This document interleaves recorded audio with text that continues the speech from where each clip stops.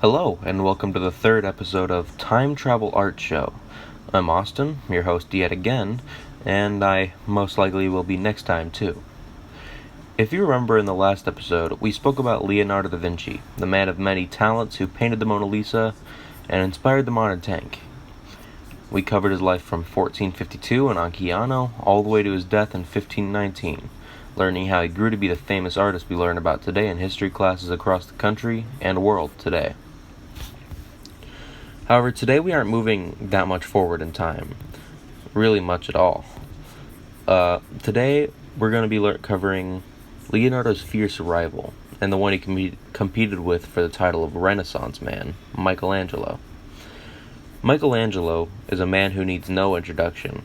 Wait, we did this already, didn't we? Well, whatever. Michelangelo di Lodovico Buonarroti Simoni, I probably butchered that name, was a sculptor, painter, and architect. He was, and is, widely considered to be one of the greatest artists of the Renaissance, and arguably of all time. His work demonstrated a crazy blend of psychological insight, realism, and intensity never before seen in this period. His peers and elders all recognized his amazing talent when it came to his artwork, and Michelangelo received commissions from some of the most wealthy and powerful men of his day, even the Pope. His work that was a result of this, most notably of which was his Pieta and David sculptures and his paintings in the Sistine Chapel, has been carefully kept and preserved, ensuring future generations would be able to view and appreciate Michelangelo's amazing artwork. During his younger years, Michelangelo showed almost no care for doing schoolwork. Instead, Michelangelo spent his time copying and studying paintings he saw in churches. Once he was 14, Michelangelo's father managed to persuade the talented artist Ghirlandaio to take on Michelangelo as his apprentice. This is where Michelangelo managed to perfect his skills under Ghirlandaio's watchful eye.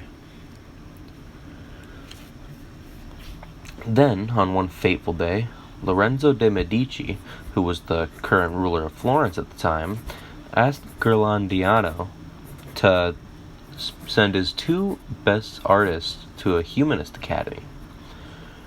Ghirlandaio selected Michelangelo and Francesco Granacci to be the ones who would attend the academy. All this happening in his early years made him develop a stronger love for artwork, which helped him develop into the famous Renaissance artist he's known as today. Michelangelo was known to be quick to become frustrated and definitely seemed to always be in a bad mood. Michelangelo was always pressured to make more and more artwork for the city of Florence, and he worked tirelessly for years on end to complete his masterful works of art. It weakened him and it sickened him as he overworked himself to his limit. He couldn't cope. Michelangelo had also had a fractured nose that never healed properly from a childhood accident, and it was said to cause a continuous flow of pain, making him lash out at people unexpectedly. In his later years, from the 1530s and on, Michelangelo decided to write poems. About 300 are surviving today, and many seem to incorporate a philosophy of Neoplatonism, which believes that the human soul, when powered by love and ecstasy, can completely reunite with an almighty God. These were ideas that had been the subject of intense discussion while he was a child living in Lorenzo de' Medici's household. After he left Florence permanently in 1534 to go to Rome, Michelangelo also wrote many poems about his family members who had decided to stay remaining there. Many of them had a theme about strong attachments to young men, especially aristocrat Tommaso Cavalieri. Scholars debate to this day whether this was a mere expression of homosexuality or a bittersweet longing by Michelangelo for a father-son relationship. Now we can talk about some of his art.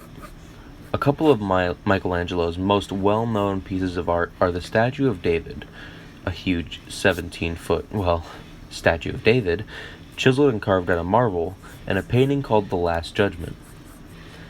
The statue of David was built to represent courage, humanism, and many other things valued in the time of the Renaissance. So well, in fact, that Florence at one point made it their representative. The Last Judgment is a painting which shows Jesus coming down from the heavens on a cloud crowded by many men and women attempting to reach him. Some were depicted as falling, of course, down to hell, where it showed them being horrifically tortured, while others were seemingly able to actually make it to Jesus. This painting was absolutely massive and was elected to be put up in the Sistine Chapel, where it still rests today.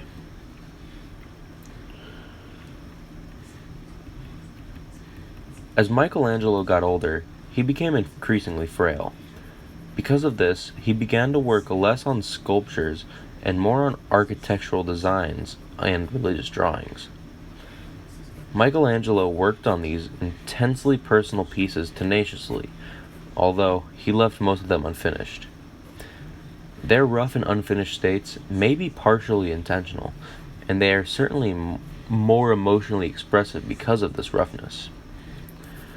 Michelangelo began both the Palestrina Pieta and the Rondinini or Milan Pieta in 1556, when he was already in his 80s. Suffering from many illnesses, including kidney stones and ear problems, and by the constant interference of various officials and bureaucrats, Michelangelo spent most of his years profoundly unhappy and lonely. His misery and wounded pride were compounded by his fear of damnation and eternal spiritual punishment. After 1563, the Council of Trent prohibited the use of nude images in religious art. Pope Pius V perpetuated the ultimate affront by hiring Michelangelo's follower, Daniele de Volterra, to paint drapery over much of the nudity in The Last Judgment. This act would earn de Volterra and his assistants the derogatory title of panty painters. Although daunted and exhausted, Michelangelo worked feverishly until his death, trying in vain to compensate for his dwindling faculties. Michelangelo's final Pietas represent a kind of personal offering to Christ, and an expiation for the artist's own feelings of guilt and his fear of death. The thick and clumsy Palestrina Pieta was finished by a follower after Michelangelo abandoned the work on it, so it offers little indication of his intent, but it is similar enough to the Rondinini Pieta to indicate that Michelangelo was consciously returning to medieval sculptural form. Michelangelo mutilated the Rondinini Pieta in frustration and despair, but even in its unfinished and broken state, it's a profound expression of his emotional and psychological state later in life. The elongated figures, warped and grotesquely contorted, could not be further from the stately architectural version of Michelangelo's late work.